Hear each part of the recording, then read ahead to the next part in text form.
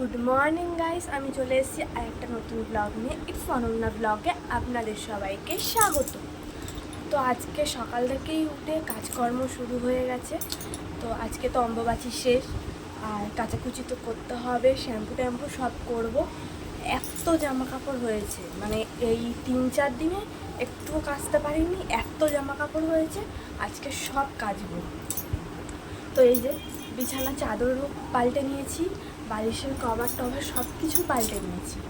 তো দেখছো সব একদম ফাঁকা করে দিয়েছি, পেছনে সব কাচবো আজকে। তো চলো দেখতে থাকো ভিডিওটা। তো বন্ধুরা চলো তাড়াতাড়ি করে বিছানাটা গুছিয়ে নেওয়া যাক।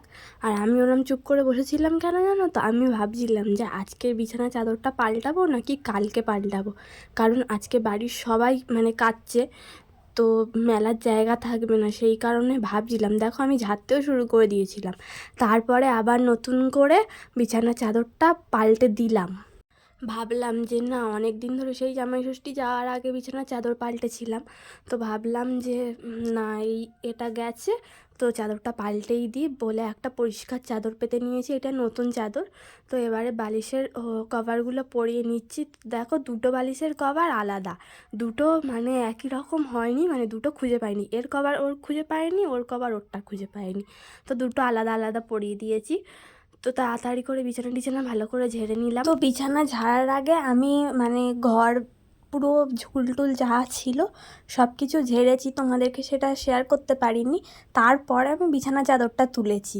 তো চারদিকে ধুলো ধুলো হয়ে গেছে, তো বুঝতেই তো পারছো যে ঘরের ঝুল ঝাড়লে কতটা ধুলো হয়।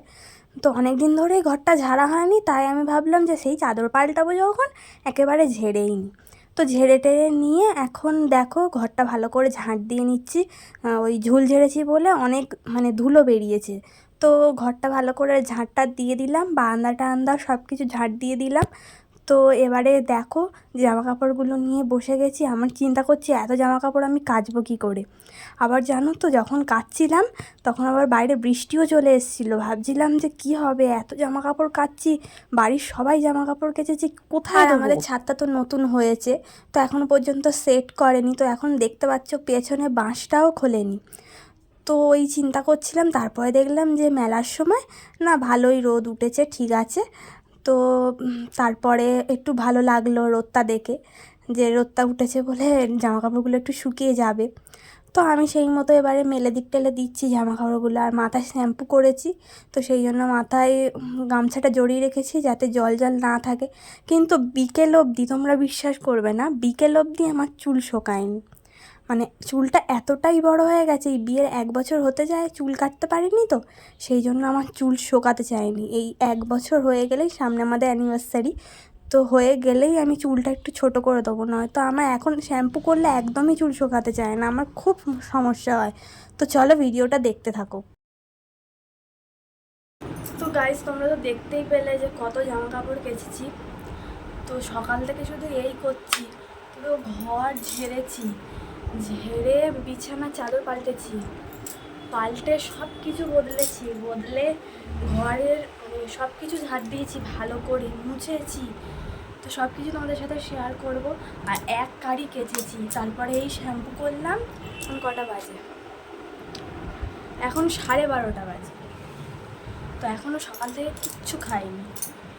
তো এবারে যাব, গিয়ে ভাত খাবো। মাথা খুব ঘুরছে, আর পাচ্ছি না, এবারে ভাত খাবো। তার আগে সিঁদুরটা পরে নিই, অনেক দিন পরিনি। তো চলো।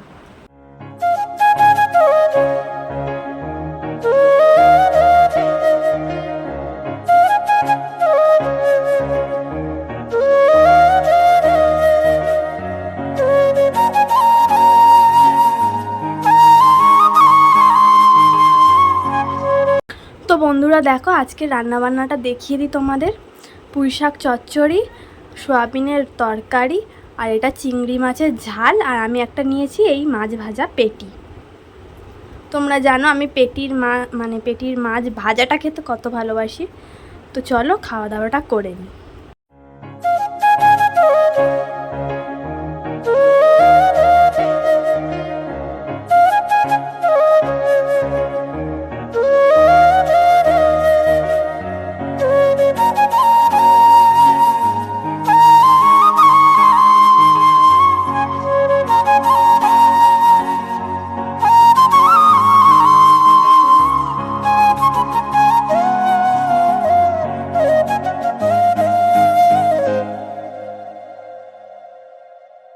বন্ধুরা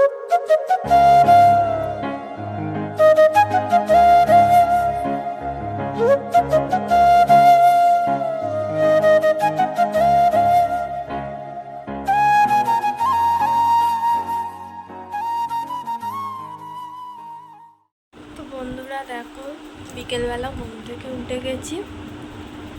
ঘর রোদ করছে কিরকম, এই জানলাটা খুলেছি বলে এত রোদ করছে। তো একটু বাজারের দিকে যাওয়ার কথা আছে, হাটে যাওয়ার কথা আছে। যদি যাই তাহলে তোমাদের সাথে শেয়ার করবো, ঠিক আছে? তো চলো ভিডিওটা দেখতে থাকো। দেখো রেডি হয়ে গেছি, তোমাদের তো বললাম যে একটু বাজারে যাব, হাটের দিকে যাব। তো আমাদের এখানে হাট হয়, তো তোমাদের সাথে শেয়ার করব, ঠিক আছে? তো রেডি হয়ে গেছি, এবারে যাব। তো চলো গাইস, দেখো বাজারে গেছিলাম, তো বললাম বাজারে গিয়ে আর ভিডিও করতে পারিনি। তো দেখো কত কিছু কিনে এনেছি, চলো তোমাদেরকে দেখাই। এ দেখো, এটা লঙ্কা গাছের চারা, একটা লঙ্কার চারা কিনে এনেছি। এই যে টপ কিনে এনেছি। এপারে আছে একটা, এই যে বেলফুলের গাছ, এই বেলফুলের গাছটা কিনে এনেছি। আর একটা জিনিস এনেছি, তারাও দেখাচ্ছি। এই যে দেখো,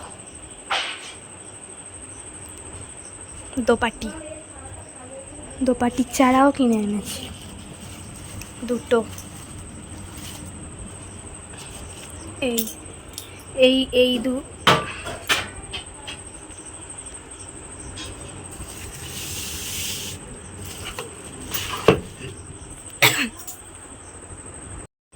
এই সিঁদুরটা কিনে এনেছি।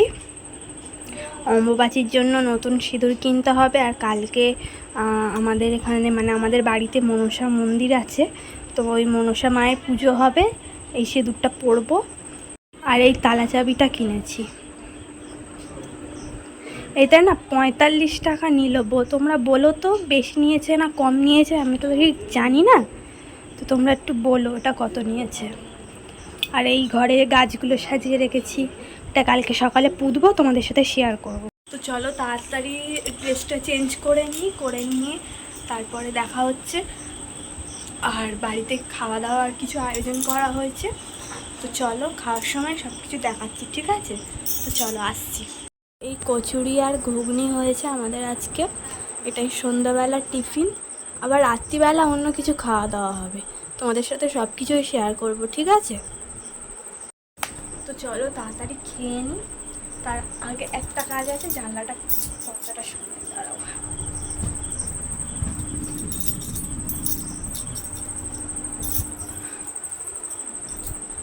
চলো খেয়ে নিই,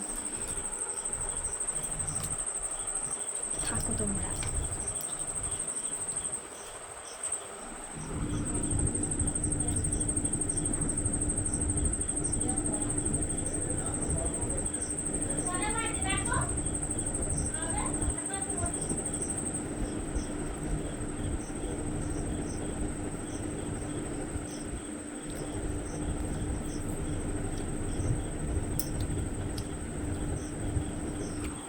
চলো ঝটপট খেয়ে নিই। খাবারটা নিয়ে প্রথমে বাইরেই বসেছিলাম, তারপর বাইরে থেকে মানে বাইরে খুব গরম হচ্ছে, আমাদের না বারান্দাটায় ফ্যান নেই, তাই আমি ঘরে চলে এসেছি। ঘরে পাখা চালিয়ে একটু বসে বসে আরাম করে খাবো। তো বসে বসে খাচ্ছি আর গাছগুলোর দিকে দেখছি, মানে ওই বেলফুলের গন্ধটা খুব সুন্দর লাগছিল।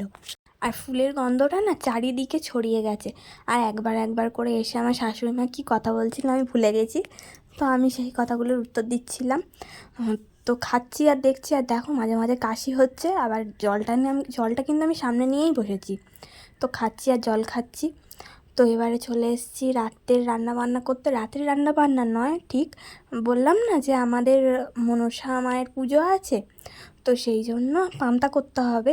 তো আমি আলু ভাজাটা আগের দিন করে রাখতে হবে, মানে দিনের দিন তো করতে পারবো না। তো সেই জন্য আলু ভাজা করবো বলে গোল গোল করে আলুটা কেটে নিচ্ছি। আর মা ওদিকে ভাত বসিয়ে দিয়েছে, আলুটা কেটে নিচ্ছি।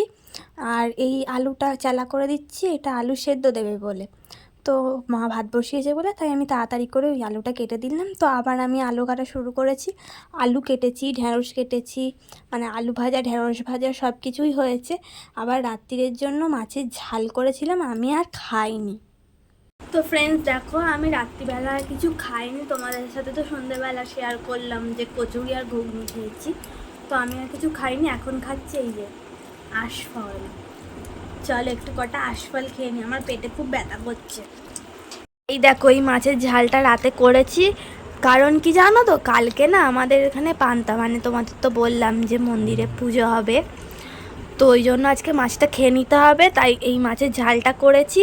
আর আলু ঢ্যাঁড়স সব ভেজে রেখেছি কালকে পান্তার জন্য। আর এই কটা ভাত খাবে দেখো, আর এই খাচ্ছে, এই কটা ভাত খাবে। তো চলো খাওয়া দাওয়া করে নেওয়ার পরে আসছি, একেবারে শোয়ার সময় দেখা হবে, ঠিক আছে? এই যে চুল টুল বাঁধা হয়ে গেছে, এবারে শুয়ে পড়বো।